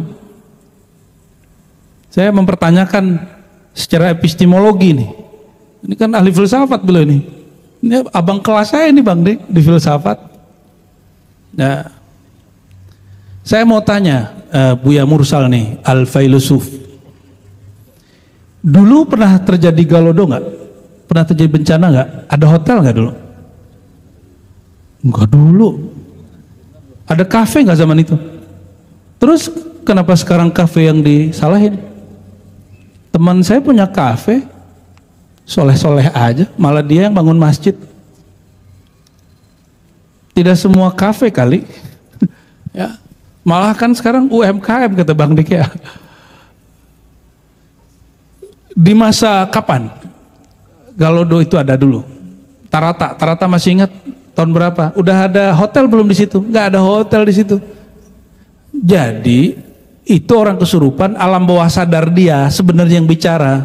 Atau kalau benar itu jin, sejak kapan manusia harus ikut jin? Sorry loh bro jin, ya aneh menghargai ente hadir beberapa ya. Tapi yang khalifah di muka bumi kita, yang boleh napak di bumi ini kami, bukan kalian. Sorry. Sejak kapan manusia berakal khalifatullah fil ard, menggantungkan pendapat hidupnya, pendapat pandangan hidupnya kepada orang kesurupan jin. Ini kecerdasannya perlu dipertanyakannya nih. Mungkin karena orang-orang cerdasnya kayak Buya Mursal nih keluar nih kayaknya nih. Maka viral yang begitu-gitu. Tanya balik aja begitu ya. Dulu gak ada kafe-kafe, gak ada hotel-hotel, itu gejala alam. Maka bencana tidak bencana tergantung persepsi. Persepsi kita nganggap itu bencana atau ujian dari Allah atau teguran atau latihan dari Allah. Gantung aja ya. Kalau orang-orang dahulu kan nggak mau membangun rumah di tempat-tempat tertentu. Kenapa? Dia tahu ini aliran apa. Mungkin kearifan kita untuk itu sekarang sudah mulai berkurang. Tapi apa boleh buat? Kita kan sudah lupa. Karena emang udah lama nggak terjadi. Nggak bisa juga disalahkan karena manusia emang pelupa. Ya, oleh karenanya yang diperlukan kearifan, bukan kemudian mencari kambing hitam. Ya, perusak itu kita sendiri. Masa kita yang kena di sini terus orang yang punya kafe di ujung sono disalahin? Apa urusannya? Ya, betul ada ayat yang menyebutkan bahwa tiada musibah, tiada azab kecuali karena dosa kamu ada. Tapi kalau versi hikam, wujuduka dzanbun, engkau merasa dirimu ada, engkau merasa dirimu berperan, itulah dosa terbesarmu. Itu syirik pertamamu. Mungkin kita sudah terlalu sombong ngurus bumi ini, ya, atau kita merasa kita pemilik tanah dan pemilik bumi ini. Jadi oleh karena itu sudahlah orang yang sudah kena musibah dibilang-bilang lagi mereka pendosa. Itu udah sedih lah itu ya. Saya nggak itu digituin. Ya, udahlah nggak bantu ngata-ngatain kita lagi ya. Ya kan? Udah nggak bantu kita ngata-ngatain kita pendosa kena musibah. Itu betul-betul miris. Kalau nggak bisa menghibur dengan materi, hiburlah kami dengan imateri. Ya. Maka saudara-saudariku, kalau ada orang kena musibah, nggak usah cari kambing hitam dimanapun. Ya. Kambing hitamkan diri kita sendiri. Kita yang gagal faham. Sidi Ahmad Al-Badawi, murid Imam Ibnu Mashish, ya, seperguruan dengan Imam Abul Hasan Syazili. Beliau lagi main-main, ya, pembantunya, budaknya bahkan, bukan hanya pembantu, budaknya itu sedang megang pisau, tiba pisaunya melayang. Dia punya anak kecil, itu pisaunya nancep ke dada anaknya, mati anaknya. Dan dia nggak nyalahin si budak itu, dan dia nggak nyalahin siapa-siapa. Yang dia lihat cuma perbuatan Allah, bahwa ajal anakku sudah sampai, dia membersamaiku cuma sampai seumur itu, selesai. Nggak kemudian nyalain siapa dia. Maka ciri-ciri orang yang kerdil jiwanya, gelap hatinya, ketika terjadi satu masalah dia mencari kambing hitam. Ya, tapi orang-orang yang dewasa rohaninya, dia kalau terjadi sesuatu masalah, dia katakan, barangkali aku yang salah, bukan kalian yang salah. Maka orang-orang yang dewasa dirinya, dia suka meminta maaf, dia suka menyadari salahnya, dia gak suka nyalain orang, ya. Gak usah salahin siapa-siapa, kita yang salah, ya. Barangkali itu jawaban versi hikamnya. Wallahu a'lam bishawab. Luar biasa. Sudah ya, Ustaz ya. Boleh tepuk tangan lagi buat Ustaz Marshal nih. Ya? Enggak, artinya pertanyaannya itu, kok bisa-bisanya kamu mewakili begitu banyak orang gitu. Salah sih gue sebenarnya, ngeles aja. Tadi ada yang ingin tanya? Ya.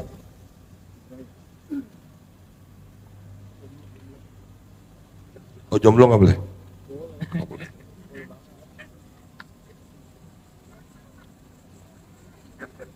Besok-besok jomblo nggak boleh nanya ya.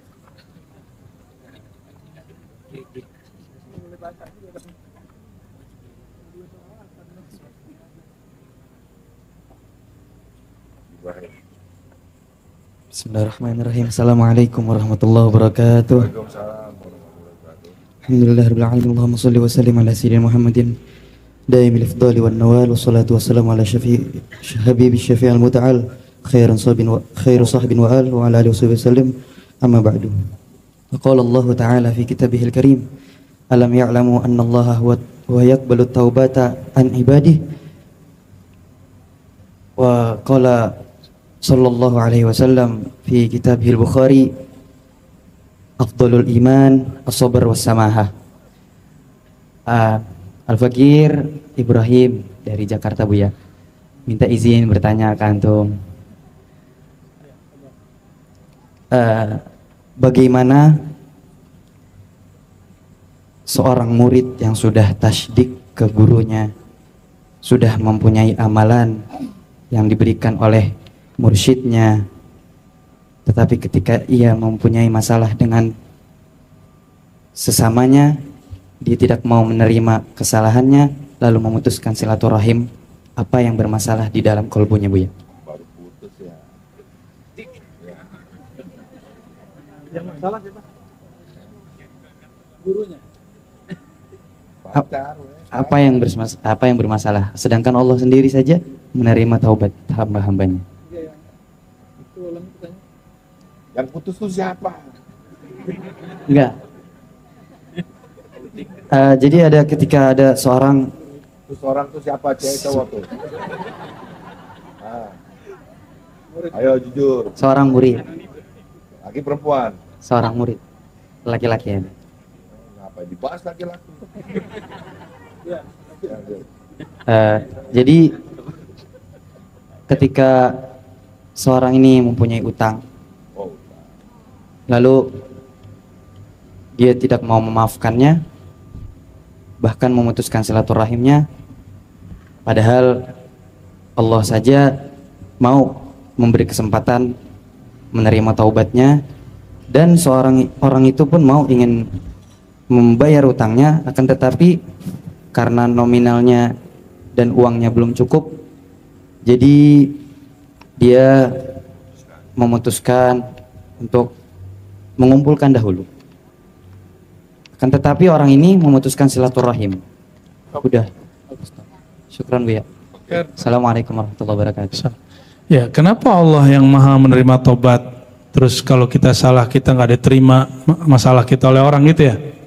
Ya iya kan, kita bukan Allah. Betul nggak? Kenapa Allah pemaaf terus kita nggak pemaaf? Ya iya, kita kan bukan Allah. Itu negatifnya. Tapi kalau belajar kitab Al-Maqsad Al-Asna karya Imam Al-Ghazali dan juga Imam Zarruq ya. Jadi logikanya dibalik. Kalau tadi namanya logika negatif. Logika negatif, lo gue bukan Allah, maka gue begini. Tuh orang keras kepala tuh, gak bisa dibentuk itu. Ya, kalau orang yang bisa dibentuk, murid yang kolbunya dapat dibentuk, ngaji kitab Al-Maqsad Al-Asna, apa kata Imam Ghazali? Kalau Allah saja yang maha baik kepada hambanya, lalu si hamba menyekutuinya, si hamba kurang ajar kepada Allah, si hamba durhaka kepadanya, lalu orang itu datang minta maaf, Allah maafkan. Masa kamu nggak minta maaf? Nah, maka disebutkan oleh Imam Ghazali ada namanya ta'alluq. Cara terhubung kepada Allah melalui nama At-Taubah, At-Tawwab atau Al-Afu adalah jika ada orang bermasalah sama kita, dia salah sama kita, terus kita memberikan maaf kepadanya karena kita malu kepada Allah yang maha baik kepada semua makhluk, tapi makhluk itu durhaka kepadanya. Tapi si makhluk ini masih dimaafkan oleh Allah Subhanahu wa ta'ala. Orang yang begini waliullah. Mau jadi waliullah nggak? Jadi waliullah itu mah gampang. Kata orang kan sulit. Sulit karena ente nggak mengikuti jalannya. Karena nggak mau ngikuti jalan wali. Wali ngajak ke sini, ente bilang, ah itu mah versi ente, aneh mah nggak nyampe. Ya dia tunjukin jalannya, tapi kita nggak mau. Kan berat secara nafsiyah. Mau bahagia atau sengsara, mau happy atau apa, lawan happy apa, unhappy mau bahasa Inggris, mau bahagia atau hatinya gelisah, menderita. Ingin bahagia, buang semua dendam kepada siapapun, buang sakit hati ke siapapun, maafkan orang-orang yang nyakitin. Bisa nggak? Saya jamin detik ini juga bahagia. Coba bayangin orang yang paling kita benci, coba bayangin. Oke, coba pejam mata sebentar aja, 1, 2, 3, pejam mata. Semua pejam mata, 1, 2, 3. Bayangkan orang yang paling kita kesel kepadanya, paling emosi kepadanya. Sudah? 1, 2, 3, muncul wajahnya. Coba angkat tangannya, ya Allah. Angkat tangannya semua, ya Allah, yang maha pemaaf, yang maha menerima tobat, yang maha karim, yang maha pemurah, yang maha mengalah, yang maha pengertian, yang maha menghapus semua keburukan di hatiku. Izinkan ya Allah, semua kesalahan dia tolong hapus dari pikiran dan hatiku, hapus dari perasaan-perasaanku, hapus dari memori-memoriku. Allahumma sholli ala Sayyidina Muhammad wa ala sayyidina. Usap mukanya. Insya Allah kalau doanya tulus, hilang tuh keselnya. Urusan besok ketemu lagi lain cerita. Saya jamin ya, setiap malam saya ngamalin itu. Saya setiap malam ngamalin namanya qalbil Quran. Qalbu Quran kan surat Yasin. Surah Yasin itu punya qalbu lagi. Itu membuang-buang rasa benci, kesel. Ada orang ngata-ngatain kita, ada orang benci. Doain, kirimin Fatihah. Malah doain kirimin Fatihah, bukan ngirimin santet, apalagi Hizib Nasr. Bukan. Hizib Nasr untuk perang melawan non muslim, melawan orang munafik yang menghancurkan agama, bukan orang yang mengganggu kita. Jadi kekasih-kekasih Allah itu wiridnya, perjuangannya atas nama agama, bukan atas nama diri yang ngambil untung dari agama. Itu beda, ya. Oleh karena itu, karena semuanya antum belum semuanya qalbunya qabilut taub, ya, makanya nggak semua tadi ikut kan. Semuanya masih mikir. Maka tidak semua orang siap ditalkin, karena otaknya masih suka nolak instruksi. Masih suka mending-bandingin dengan yang di sono, guru yang di sana. Kita kalau berguru, ini adab kalau berguru. Kalau ada berguru, bukan buang guru yang di sana, tapi buat file baru dalam kolbu kita. Bahwa saya punya file kepada guru A, maka kita utuh ketika ngaji. Jadi antum nerimanya utuh. Sebagaimana gurunya memahaminya full, kita akan terimanya full. Kalau enggak nanti suka banding-bandingin. Ah, kata guruku yang di sono enggak begitu kok. Katanya kalau sholawat boleh pakai hajat. Ya, bandingin lagi. Ah, aneh mah ikut yang sono aja. Sini kurang keren. Sejak kapan ente boleh punya hak banding-bandingin guru? Apalagi ada murid ngomong gini, sepertinya guru yang ono belum nyampe, yang di sini sudah. Berarti dia lebih tinggi dari guru ono mah ini. Loh kenapa? Dia tahu mana yang nyampe, mana yang enggak nyampe. Kayaknya ini lebih tinggi ma'rifatnya daripada yang lain. Kenapa? Berarti ente punya marifat lebih tinggi daripada. Jadi nanti ngaji kemana aja, buat file baru. Otak kita ini lebih besar dari semua mesin-mesin memori yang ada. Ya, alat-alat memori yang ada itu lebih canggih yang ini. Makanya ada seorang imam dulu ketika perpus di Baghdad dibakar dan dihanyutkan. Ada imam namanya Ibnu Nadim, seorang librarian tapi ulama, menulis judul kitab yang pernah ada di Baghdad. Itu ribuan. Apa kata dia? Seandainya, waktu itu belum terjadi, seandainya kitab yang ditulis Ibnu Nadim itu sudah terbakar, saya bisa, atau sudah dihanyutkan orang, saya mampu menceritakan dan mengimlakkan, mendiktekan dari awal sampai akhir dengan semua ribuan kitab itu. Ada ulama yang begitu. Kolbu dia terlalu luas, ya, karena dia melatih terus. Karena ada ulama sekali dengar hafal. Kalau antum kan sekali dengar, kayak Imam Bukhari, Imam Muslim, Abu Daud, Baihaqi, apa kata mereka? Tidaklah aku mendengar satu hadis kecuali aku langsung ingat selama-lamanya. Kalau kita gimana? Tidaklah aku mendengar dan baca satu hadis melainkan aku langsung lupa selama-lamanya. Beda emang. Kenapa? Karena kita suka ngerijek, kita suka nolak, ya. Jadi kalau ngaji hikam itu harapan saya sebelum ngaji itu baca rotib dulu, ya. Tadi baca rotib nggak? Ya, rotib dulu ya. Kalau nggak nanti baca yang di sini yang belakang ini, wirid asas, ya. Nanti sebelum saya turun, nggak usah nunggu mahal qiyam. Sebelum mahal qiyam, sebelum sholawat itu zikir dulu. Pisaran saya sebelum saya ngeturun. Ini ada zikir di belakangnya, coba boleh belakangnya. Ada aurat hikam, kelihatan? Nah, ini amalkan sebelum nanti. Sebelum nanti mulai ngaji hikam, ini yang dibaca. Jadi ketika nanti ngaji, kita sudah dapat nur ini dan siap untuk menampungnya. Ya, silakan nanti siapapun nanti atau pimpinlah siapa, diatur nanti.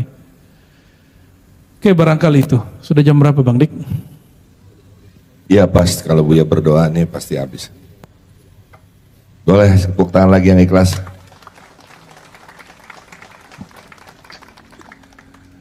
Masya Allah, Masya Allah. Terima kasih ya teman-teman Buya, terutama ini luar biasa sekali. Banyak hal yang terlihat begitu salah yang saya lakukan Buya. Coba Irwan sini Wan. Saya belum pernah nanya Irwan selama ngaji. Pertama dia kenal Alikam nih sakit perut terus nih orang.